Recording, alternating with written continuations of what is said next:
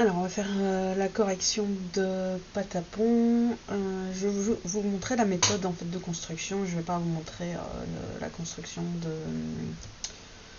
complète. Je vais vous montrer la méthode pour construire différents types de choses, on va dire.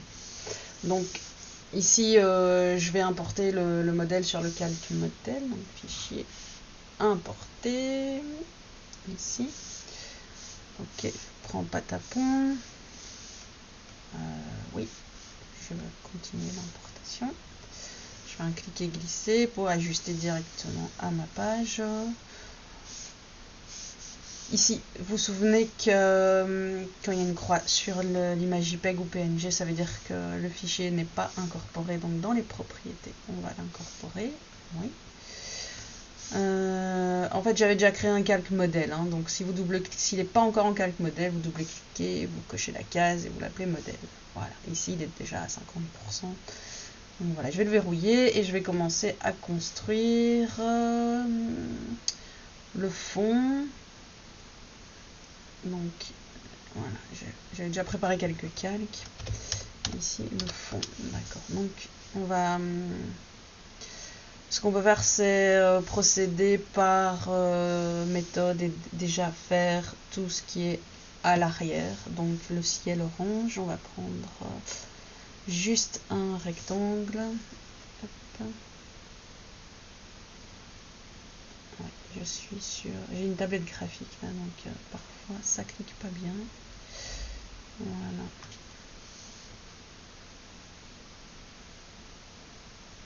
Ok, donc je fais le ciel. Pour l'instant, je mets juste un contour noir. Et puis, je vais faire ici le sol. Donc là, je vais prendre la plume. Voilà, je trace. Là, je fais un cliquer glisser et j'essaie d'être au plus proche. Voilà, de la courbe du sol. Ah, vous voyez, j'ai lâché ici et j'aurais pas dû. Donc, je vais appuyer sur la touche Alt. Voilà, je vais casser la courbe grâce à l'outil que vous pouvez retrouver ici qui s'appelle point d'ancrage. Et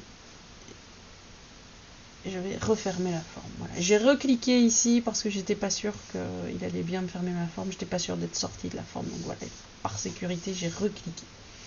Donc ici, normalement, on a bien le fond. Et comme j'ai procédé par ordre, en fait, dans Illustrator, quand vous dessinez, chaque forme, au fur et à mesure, elle se superpose. Donc, c'est toujours d'arrière-plan à avant-plan quand vous dessinez sur un calque, sauf si vous voulez faire l'inverse et dessiner à chaque fois derrière une forme au lieu de dessiner à chaque fois devant. Donc il faut cliquer sur dessin en arrière. Donc je vais vite vous montrer sur le côté. Voilà, je vais faire une forme avec un fond. Ok, une autre. Voilà. Donc par défaut, quand vous dessinez, ça se met au-dessus. Si je ne veux pas que ça se mette au-dessus, je vais cliquer sur la deuxième icône ici, dessin en arrière. Je vais prendre par exemple une étoile. Voilà. Et vous allez voir que ça va se mettre derrière.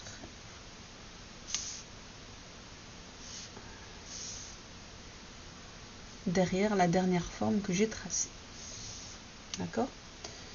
Et donc on va refaire un exemple avec par exemple ici un polygone. Je changerai encore. Voilà, à chaque fois ça se met derrière la dernière forme que j'ai tracée. En mode, une fois que je suis passé en mode dessin arrière, hein, parce que ça n'a pas d'effet sur ce que j'avais fait avant. Regardez,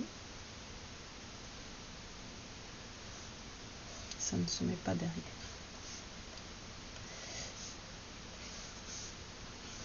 Et si je repasse, je recommence. Si je repasse dans, voilà, je refais j'ai ceci. Je refais une forme avec une autre couleur. Donc là, je suis toujours en dessin en arrière. Je passe en dessin avant. Je vais reprendre une forme.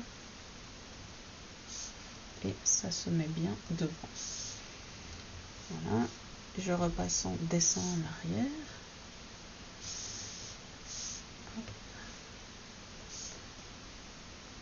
Et vous voyez que ça se met derrière la dernière forme que j'ai tracée. Voilà. Petite explication au passage. Alors ici, je vais donner la couleur. Donc le ciel, je le sélectionne et je vais chercher la pipette. Donc la pipette, c'est le raccourci clavier I. Et comme j'utilise toujours le raccourci clavier, je ne sais jamais. Ah, elle est là. Voilà. Je vais toujours la chercher. Hein. Ok, et pour le sol, on fait la même chose. On clique sur la pipette et on sélectionne. Donc voilà, on a le fond. Ça va? Et ce que je vais faire, c'est je vais verrouiller et je vais masquer. Comme ça, je peux continuer à travailler tranquillement sur mon dessin. Donc ici, ce que vous allez faire, c'est tracer les ellipses sur le calque arbre. Je trace et j'appuie sur la touche barre d'espace pour placer correctement ma forme, et Shift, vous pouvez appuyer sur Shift et barre d'espace en même temps. Shift pour garder un cercle parfait, et la barre d'espace pour déplacer pendant que vous tracez. Donc ici je vais me mettre en mode contour parce que sinon je ne vois pas ce qui se passe en dessous et je risque d'oublier des détails. Alors on fait la même chose ici, Shift, voilà. Bon, on va faire cet arbre là, pour le reste vous comprendrez, c'est la même méthode. Voilà.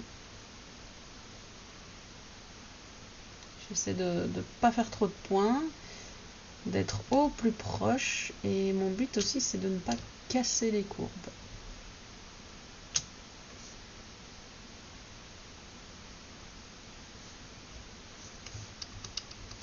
Je n'hésite pas à zoomer pour voir ce que je fais. Je prends ma flèche blanche pour ajuster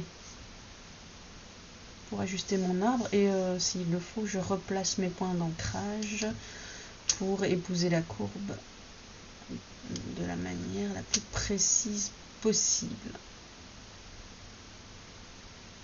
Voilà. Ensuite, quand c'est fait, je vais donner une épaisseur à ce contour. Donc vous allez dans votre palette contour. Moi je l'ai déjà affiché ici, sinon vous allez chercher comme d'habitude dans fenêtre, contour, c'est par ordre alphabétique, voilà, c'est là. Et donc je vais zoomer un peu, ça vous permet de voir aussi si c'est assez juste. Donc ouais, voilà. Donc on a tracé la courbe, on va lui donner aussi déjà non, ici je vais pas le faire, je vais pas non, je vais pas mettre un aspect arrondi aux extrémités pour celui-ci. Voilà.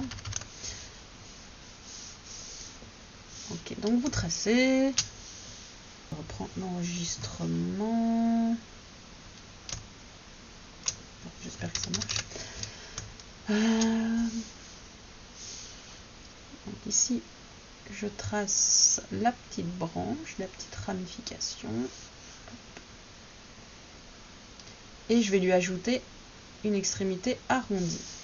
Et avec ma flèche de sélection directe, voilà, je vais bouger les points pour que je sois proche de l'image originale.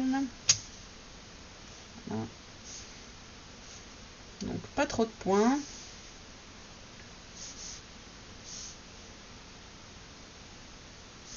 Et vous ajustez vos tangentes.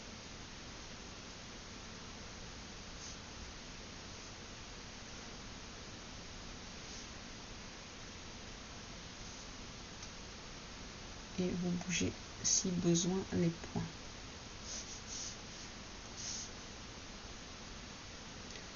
Tac. Voilà.